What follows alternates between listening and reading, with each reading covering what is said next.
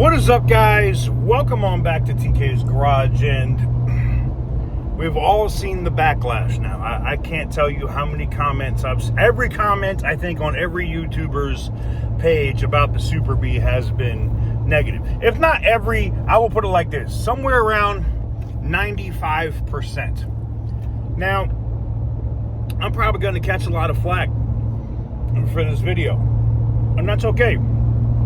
See, the difference is, look, I can admit to something when I'm wrong. If I'm a hater, or if I'm, I'm like, that shit sucks, or whatever the situation is, and then I take the time to actually deal with it, use it, or in this case, drive it, then you get an actual perspective of where it is, right? I interviewed the CEO of Dodge, Matt McAlear. Appreciate, him and the team and everybody else for inviting myself and Butter the Insider and OC Motivator out. I know a lot of people are going to say that what I say in this video or what you hear in this interview is me kissing ass, but that's actually not the case. I agree with a lot of the sentiment of the people that expect V8s. And now that it's been a little bit over 24 hours and the backlash has come, I got an opportunity to sit down with the CEO of Dodge and ask him specifically about that and why we don't already have a V8. Because let me tell you something. I know for a fact that there's mules with Hellcat engines in it right now. Facts. And I'm not talking about drag packs either. But we're going to talk about all that and more. This is a video you don't want to miss. If you really want to know what's coming for Dodge, you need to pay attention right after this.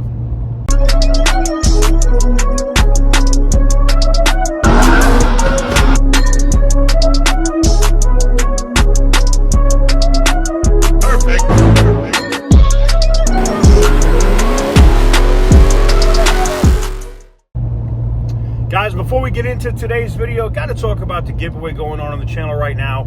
The Ram 2500 Laramie diesel truck. That is a government truck that we picked up at auction, meaning it has no emission system on it. No EGR, no DEF, nothing. It came like that from the factory. It is a factory deleted Dodge or factory deleted Ram, all right? If you want that truck, you can get it. Right now we got the 200,000, 200K X entries for every dollar spent over on the tool site. Scan tools, hand tools, all of the stuff linked below, right? TK'sgarage.bigcartel.com. And if you really want to be crazy with it, you can get a 1000X multiplier if you pick up any of the Black Ice air fresheners. They're cheap. They're like $9. Pick them up. Get the 1000X multiplier on top of your extra entries. They do close out at midnight tonight, and then for the rest of this giveaway, it will drop down to a normal set amount. It will not go back up again. Like we started at 250 when we launched it. Normally, that's when we have the best amount of entries you can get. Right now, it's at 200 for a Roadkill Nights special, by the way. So if you want to get in on it, now is the time to do it. Link in the description down below, TK'sgarage.bigcartel.com. All right, so I also got to give a major shout out to my guy, OC Motivator, for holding the camera and taking the video for me. And major thanks to Matt for giving me the time as well. But let's go ahead and get into this interview so you can hear it straight from the horse's mouth. And then we're going to come back and discuss. So, I've been lucky enough, I still don't know why I'm here, but I'm lucky enough to be here with the CEO of Dodge, Matt. And Matt, so I have a question. So we've seen, I know you haven't read the comments, thank God. Please don't read the comments. Why do you think, and because I was one of the biggest haters, I was not a fan of this platform at all, or the EV. Why do you think they are hating on the Hurricane platform so bad? I think Is it the Change is hard. 100%. Change is hard for everybody. And the human brain, and I'm no expert, but what I've Googled and read, the amount of negative thoughts that go through the brain every day is astronomical compared to the number of positive thoughts. That's true. It is flat out easier to be negative than it is to be positive. People need to get out and drive the car. They need to form their own opinion. They need to quit coming up with an opinion that's unfounded. We told everybody last year we were just getting started with this platform. Yep. It was important for us to come back this year and put our money where our mouth is. Yep. This SuperBee is not a sticker package by any means. This No. is a flat out better car on the track than the Scat Pack. Okay. It's got better aero, it's got better thermal, it's got more power. It is the most power dense muscle car ever at 200 horsepower per liter. Right. This thing is phenomenal. And to see what the grudge racers are doing with this Hurricane engine. It's going head to head with the original Hellcat. The SuperBee Yeah. is quicker than the original Hellcat. 0 to 60. Yeah, Yep. and it meets all the functional objectives of the previous generation SRT and the SRT requirements today. And it's not even wearing an SRT badge. That was the other question I was going to ask you. Why isn't the SuperBee an SRT? Because it's the best that Dodge has right now, and we are still working. We told you last year we weren't done. This isn't the finish line. Right. We're going to keep pushing. Okay. You know, evolution takes time. Yes. Tim and the guys are going to have a lot of fun with this, and you know the grudge racers are just as excited to race today as they are to go home and keep going. They've had 45 days with the car. Right. They have these things for 2 years. They can't wait to wrench on them some more. They're like, we haven't even scratched the surface yet of the capability of this. Yeah. I mean, I think the inline six platform is great just for how much boost you can run in the car. Yeah. And I don't know. I noticed. So not having the SRT badge. So I know everybody's asked you. You've heard this thing. You've heard this question. He already knows what I'm gonna ask. So you've heard this question probably 7,000 fucking times. When beep. No. When? So people are gonna be like, well, when is it gonna get a V8? Can you? So because a lot of people probably won't ask you this. I know the difference, and I know you know the same thing. Can you explain to these people why, even if not saying that we're getting one, why it takes so long if we're trying to get that engine in the platform? Because it's certification, all the other bullshit, crash testing. Well, let's just take Durango for, if you remember last year, a year ago, here at Roadkill, we announced that we were putting the RT 392, or the 392 6.4 liter Hemi back in the Durango as the RT. Yep. We started shipping that last month. Yeah, just recently. Now you think about that, that'd been out of the car for a year, but maybe a little over a year, and it took us a year to put it back in. To get certification. Something's been in the car for maybe a decade. Right. That was a car that it already was designed for. The manufacturing team knew how to build it. We still had V8s on the line. It took us a year to put it back in. We still had the 392 in production in the Wrangler. Right. It took us a year to put it back in to work with the suppliers. There were 80 unique supplier and parts that we had to go back and recontract with to put it back in. We had to revalidate with updated emissions. Yep.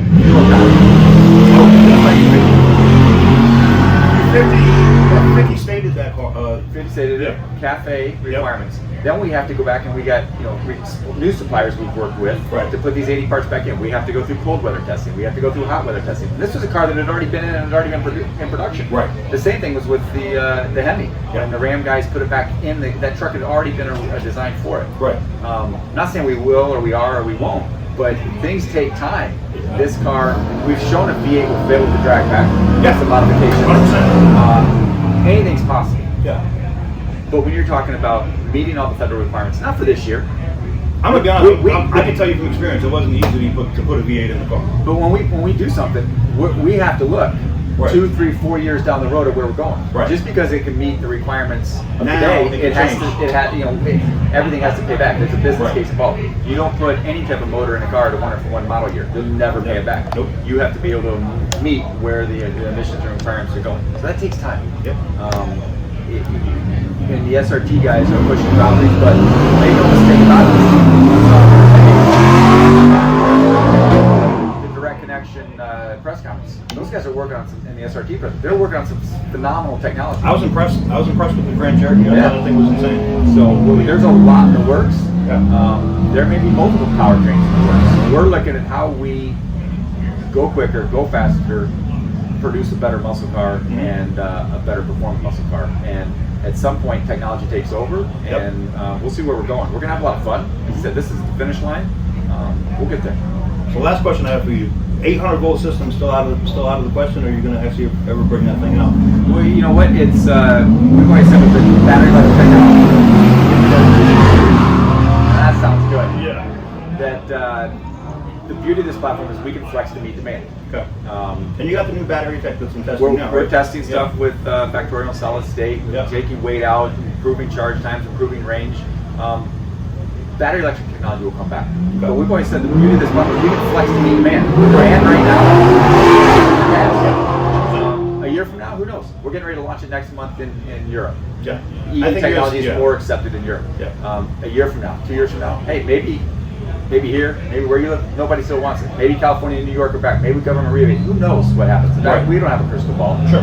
But this platform, and we can flex to meet that. So we're still working on improvements and technology behind the scenes on all powertrains, not just battery electric, but ICE, but hybrid, mild hybrid.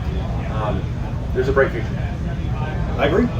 Well, I appreciate the time, and main purpose, the reason I wanted to do is because I've seen a lot of the comments, and I feel the same way that a lot of people do about not having a Hemi in the charger.